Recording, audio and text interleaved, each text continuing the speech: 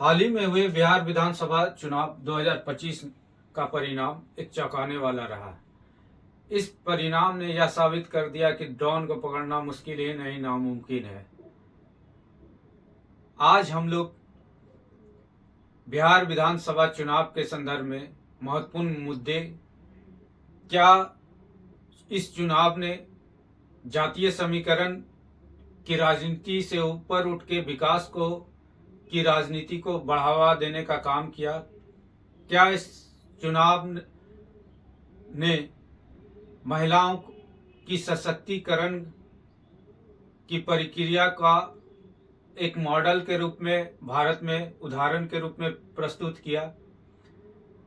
इस चुनाव की उपलब्धियां क्या रही और इस चुनाव की सीमाएं क्या रही, इन सब मुद्दों पे बात करेंगे। आज हम अपने टॉपिक बिहार विधानसभा चुनाव 2025, इससे पूर्व आप सभी का हमारे चैनल @यूनिविकास में स्वागत है। चलिए चर्चा आरंभ करते हैं। सबसे पहले देखें कि इस चुनाव के प्रमुख मुद्दे क्या रहे। सबसे पहला मुद्दा रहा विकास का, औद्योगिक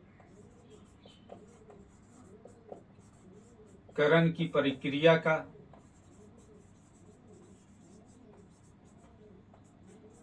उसके बाद जन कल्याण का,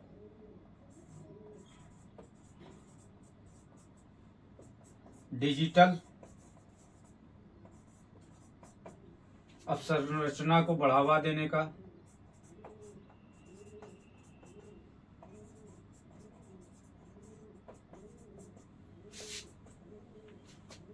फिर रोजगार का, पलायन का, SIR का, इसे स्पेशल इंटेंसिव रिवीजन कहते हैं। इसके बाद कानून व्यवस्था का,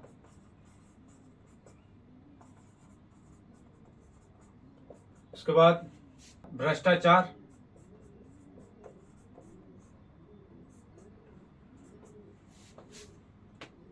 NDA की घोषणा, मुफ्त बिजली 125 यूनिट से बढ़ा के 200 यूनिट करना, या फिर महागठबंधन के द्वारा हर परिवार को नौकरी दिया जाना, इन सब मुद्दे प्रमुख रूप से रहे हैं इस चुनाव में।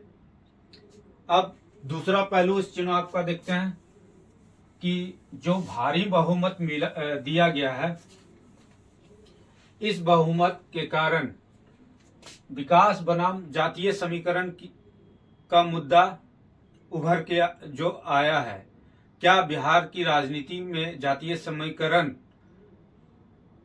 की भूमिका गौण होती दिखाई पड़ रही है। इसे हम तथ्यों और आंकड़ों से समझने का प्रयास करेंगे। सबसे पहले देखें, जब 2005 और 6 में और 2019-21 के बीच नेशनल फैमिली हेल्थ सर्वे का रिपोर्ट आया, तो इसके आधार पर बिहार के विकास के संदर्भ में तुलनात्मक अध्ययन करते हुए जातीय समीकरण को समझेंगे। तो जहां बिहार में बहुआयामी गरीबी जो था, उस समय लगभग 78.28% था। वहीं 2019-21 में यह घटकर 33.76% रह गया। वहीं संस्थागत जन्म में जो प्रतिशत था 22% था, वो बढ़कर 76.2% हो गया। बिजली की उपलब्धता 2005-6 में 27.7% था, वो बढ़कर बिहार में 96.3%, राष्ट्रीय औसत के लगभग बराबर हो चुका है। वहीं साक्षरता में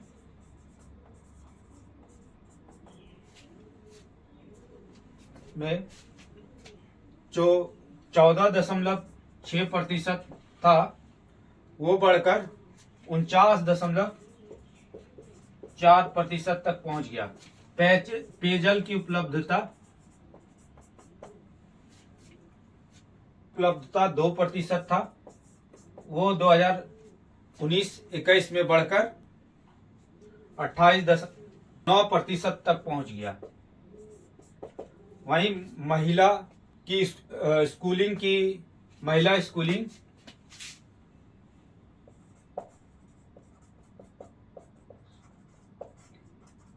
का प्रतिशत 7.7 से बढ़कर 28.8% हो गया।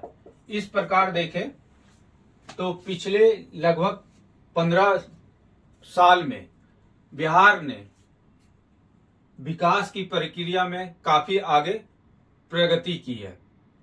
अब रही जातीय समीकरण की बात, तो जातीय समीकरण में देखें,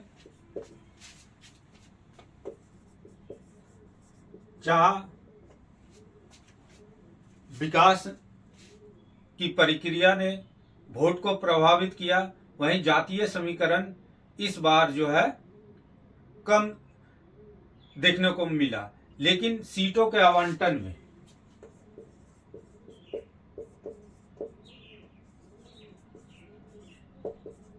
आवंटन में जातीय समीकरण की भूमिका महत्वपूर्ण रूप से रही है। जैसे देखें तो एनडीए की ओर से लगभग 32% स्वर्ण जाति जीत के आए, वहीं स्वर्ण ओबीसी से लगभग 32% के आसपास इसमें भी है। यहाँ 35% है, यहाँ 32% है। ईबीसी से 15+ है, और साथ ही दलित समूह का भी या प्रतिशत मोटा मोटी है इसका। वही आरजेडी का देखें तो सीटों के आवंटन में एमवाई समीकरण को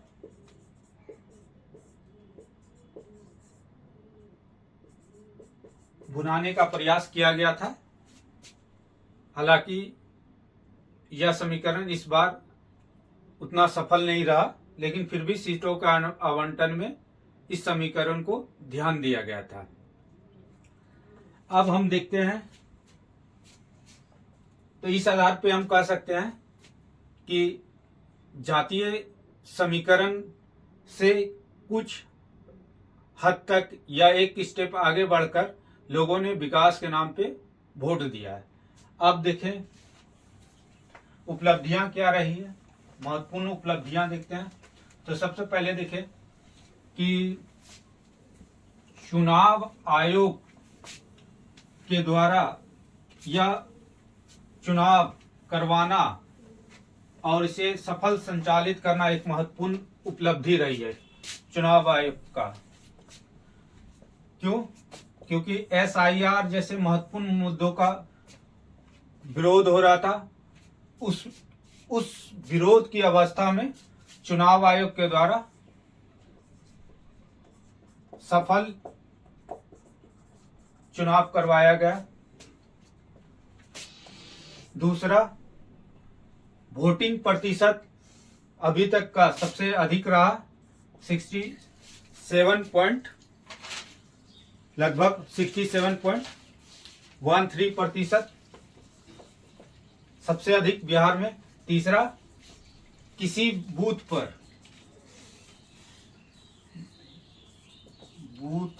पर दोबारा मतदान नहीं हुआ।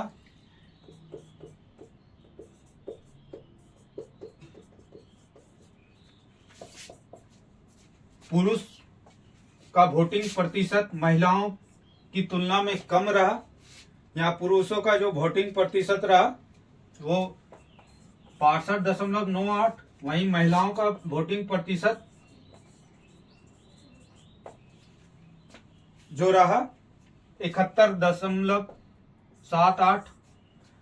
इसके बाद जन कल्याणकारी योजना जैसे जीविका दीदी योजना,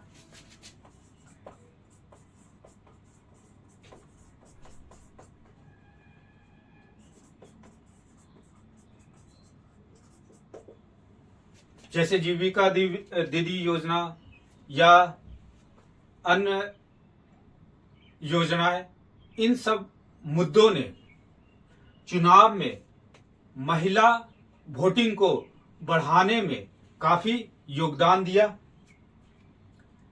इसके अलावा महत्वपूर्ण उपलब्धियां देख लें तो इस चुनाव ने भारत में महिला सशक्तिकरण का एक प्रमुख संदेश दिया कि महिलाओं ने इस चुनाव में बढ़ चढ़ कर के भाग लेके आगे अन्य महिलाओं को या देश के अन्य महिलाओं को प्रभावित करने का काम किया। ये सब महत्वपूर्ण उपलब्धियां रही हैं। उसके बाद सीमाएं देखें तो अल्पसंख्यक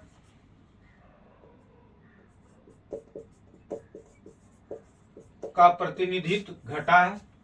मात्र 9% चुनाव जीते हैं। दूसरा, महिलाओं में केवल 28 महिलाएं, 543 में केवल 28 महिलाएं 243 सीटों में से मात्र 28 महिलाएं ही जीती हैं, जिसमें से एनडीए का कुल 25 महिलाएं हैं। तो इस प्रकार महिलाओं का प्रतिशत जो है काफी तुलनात्मक रूप से कम है। अल्पसंख्यकों का प्रतिनिधित्व घटा है। ये इस चुनाव की सीमाएं रहे। आने वाले इलेक्शन में इन सब चीजों पे ध्यान दिया जाएगा और साथ ही इस चुनाव ने नई संभावनाओं को जन्म दिया है। नई संभावनाएं,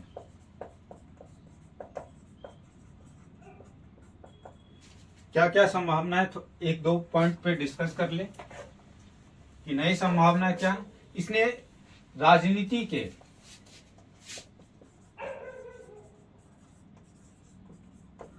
नए समीकरण की संभावना